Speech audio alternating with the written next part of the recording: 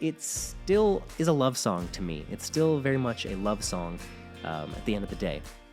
And it was helped by the fact that when I brought the song to Alex Deason and we got in the studio for pre-production for the first day, at that point in time, the song was over 5 minutes long, which there's nothing wrong with a long song. But when a song is that long, you should probably take a good hard look at it and find out if you are making the best use of the space. There might be some stuff that don't necessarily need to be there.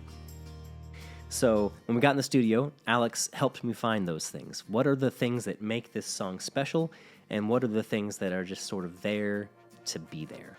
And it wasn't an easy decision. Some of these parts I had been playing for a couple months, and I thought that without them, the whole song would lose all of its emotional impact and meaning.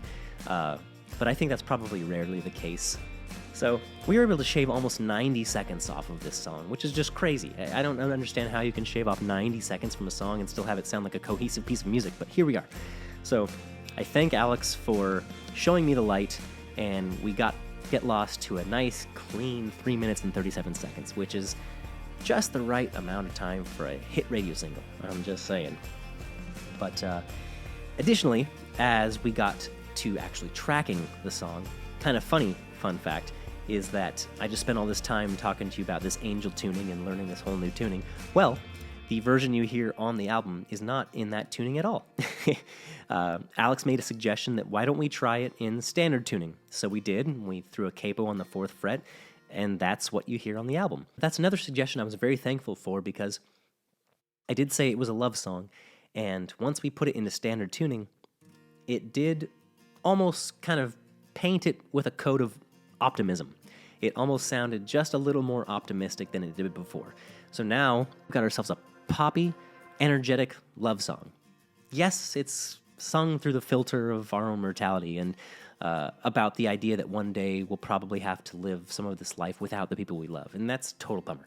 But it's life, right? And that's what makes it relatable, to myself and hopefully to the listener. The last part I'll talk about is we tracked the song in July of 2022, I believe.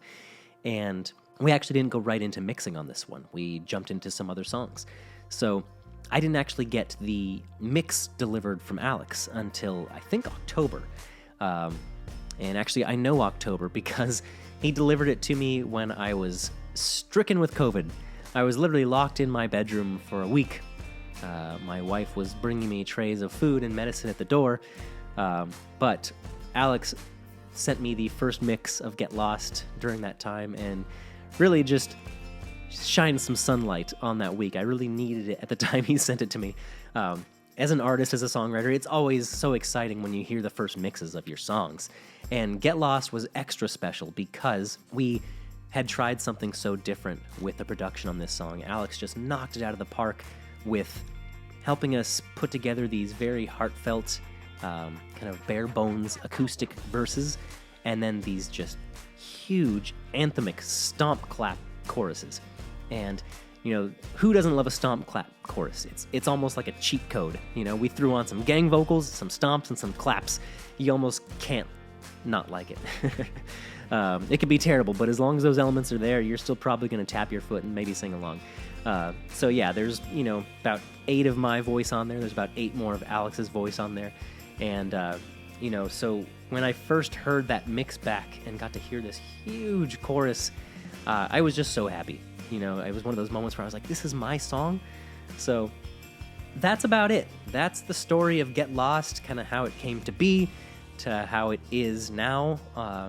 Every song is a journey. It rarely stays exactly the same from its first iteration when you've tracked it on a voice note on your phone to when it's actually released out into the world, and this song is no different. So I hope you're all enjoying it out there. I'm very excited to have it out in the world, and I look forward to releasing more singles and doing more of these behind the scenes. So let me know, leave a comment if you like this kind of thing, if you appreciate going behind the scenes of a song like this, and I will definitely do more for you. But until then, I'll talk to you later.